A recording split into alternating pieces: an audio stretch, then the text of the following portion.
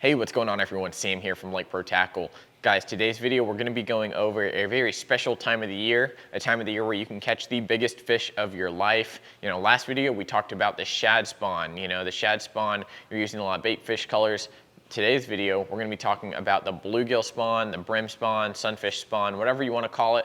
I just say bluegill spawn because bluegill kind of encompasses the wide array of the sunfish family, kind of, green sunfish, red ears, copper-nosed bluegills, traditional bluegills, anything in that family. They're going to be using the bass's beds to spawn a lot of the time, and the bass will get payback on the bluegill for messing with their beds during their spawn. So, this time of the year can be really special if you key in on the right areas, and if you are pretty good at catching largemouth on beds, then you shouldn't have a hard time finding a good bluegill spawn area, and definitely clean up shop over there. But before we hop into my top 5 baits, guys, head over to lakeprotackle.com, check out some of our weekly sales, current fishing reports, and other cool stuff we've got going on there. Don't forget to follow our social media, Instagram and Facebook, where we post all of our up-to-date information, whether it's getting new baits in, having stuff come to the shop, and definitely letting you know when some of our videos go live. So again, lakeprotackle.com, guys. Let's go ahead and hop into my top 5 bluegill spawn baits. So like I said, a lot of the fish during this time of the year, a lot of the bass this time of the year will be feeding up on bluegill. And the bluegill spawn is one of my favorite times of the year because the bass are very aggressive. They're really willing to chase a lot of the baits and definitely key in on certain colors. So a lot of the times on the lakes that I fish here in DFW, if you aren't throwing bluegill colored baits, then you're probably not getting bit as much. So if you're still sticking with your white and chartreuses, your whites, like your Clearwater shad, chatterbaits, you might not be getting bit as much. And that kind of applies to soft plastics as well. So I do a couple things to switch it up, kind of get those bass a little more interested and keep their focus on my bait instead of the other bluegill. So let's go ahead and hop into my first bait here, and we're going to talk about something on top. This guy right here is the KVD Popping Perch by Strike King. This guy is a really amazing bluegill spawn lure because one, it's called a popping perch, guys. It kind of looks like a bluegill, and two, when the bass are very vulnerable, these guys right here just straight up get bit all the time. So whether you're fishing around pads or vegetation or trying to fish at open water, these guys here are super amazing at getting and generating bites. So one of the main reasons I like to throw a popping perch instead of your traditional like bronze eye or regular walking frog is going to be because of the popping action. It creates a lot of noise on the water, so it draws in those fish. And like I said earlier, color has a lot to do with the bluegill spawn, but also the sound of struggling bait fish, struggling bluegill on top of the water can definitely draw in a lot of bites. One of my favorite rods I like to throw this on is the Daiwa Kage frog rod, 7'4" heavy rod. Unfortunately, we cannot actually sell them online, but if you call in store, set up a payment, we can definitely get you one of those. They're super cool. They got full cork handle on them. So if you want to learn more about the Daiwa Kage series, which again, you can only buy in stores at physical locations, or if you call in, we can hook you up. But we can't advertise those online or anything. They're meant for a little treat for us small tackle shops. So again, my favorite frog rod is going to be probably that Daiwa Kage 7'4" heavy rod. Super light, super versatile. You can use it for a lot of different things, and I think it makes an excellent frog rod.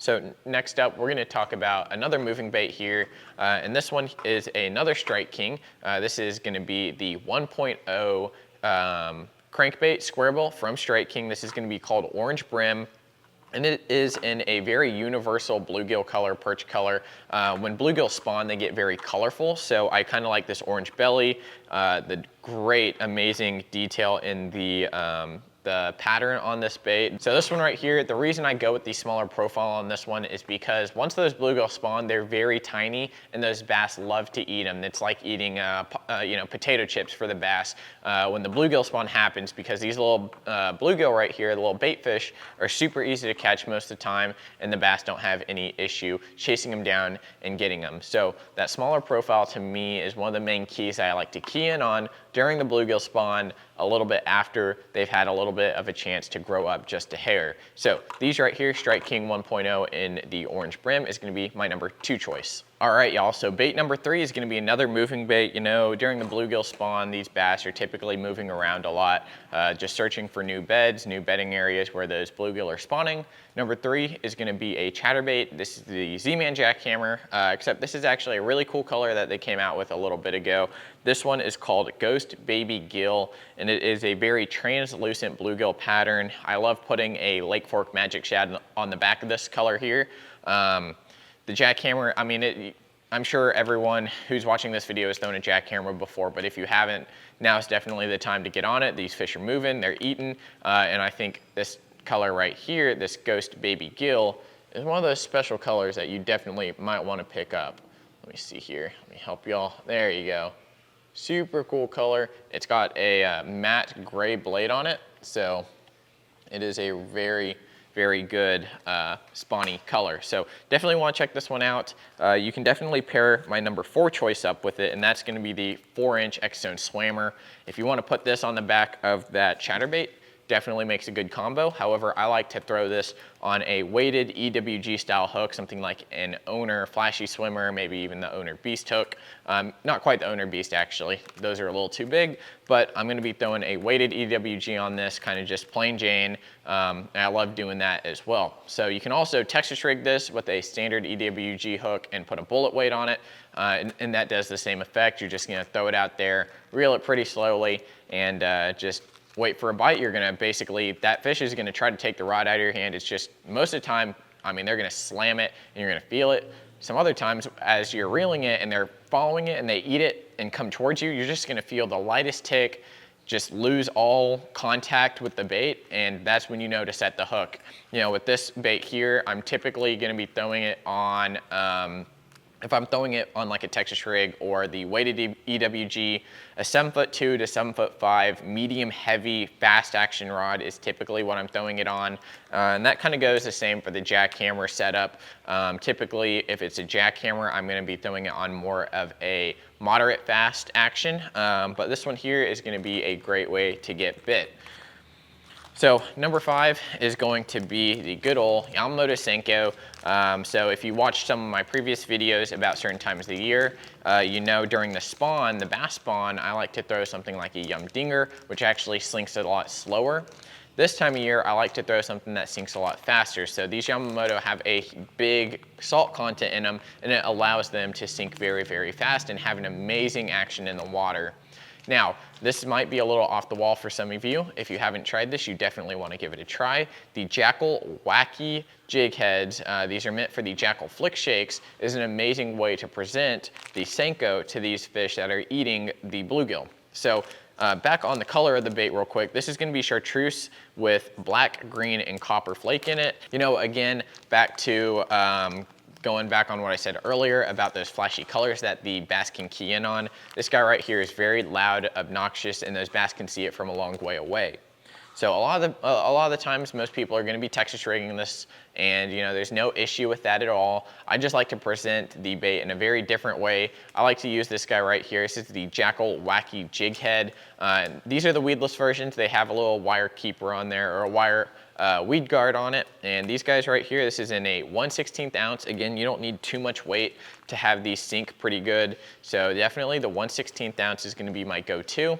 I'm just going to wacky rig it like any other wacky rig. I might use the VMC crossover pliers to help me not lose as many worms, but definitely do however you want to do it. So the great thing about the wacky rig or weighted wacky rig is that you can fish it a lot faster. You can drag it out, you can actually drag it on the bottom, flick it up, and it has a great fall back down to the bottom, as well as just straight up just pulling it in. Just have it go, pull it in, let it go down a little bit, pull it in, and it's just gonna have a great wobble action, wobble sensation in the water. So those are my top 5 baits, guys. Again, you've got the popping perch, you've got the 1.0, you've got X-Zone Swammers, Z-Man jackhammer, as well as the Yamamoto Senko in this color here. So guys, if you enjoyed this video, leave a like on it. If you enjoy kind of what we're doing here on the channel, definitely subscribe, and we really appreciate it. We're almost at 750 subscribers, which I am super pumped about. It seems like only a couple videos ago we were at like 500. So thank you for all the support, guys. And if you need anything from us, let us know. Give us a call. Our website has a little chat thing where you can actually chat with me on it, chat with Tim or I actually. And little sneak peek, we've got a Dudes on a Dock film coming up here in just a little bit, so be on the lookout for that. I know during the wintertime we couldn't do as many of those just because it was pretty cool outside and we didn't want to be shivering out there in the cold. So Dudes on a Dock will be coming back here in just a little bit, and thank you guys for watching. We'll see you next time.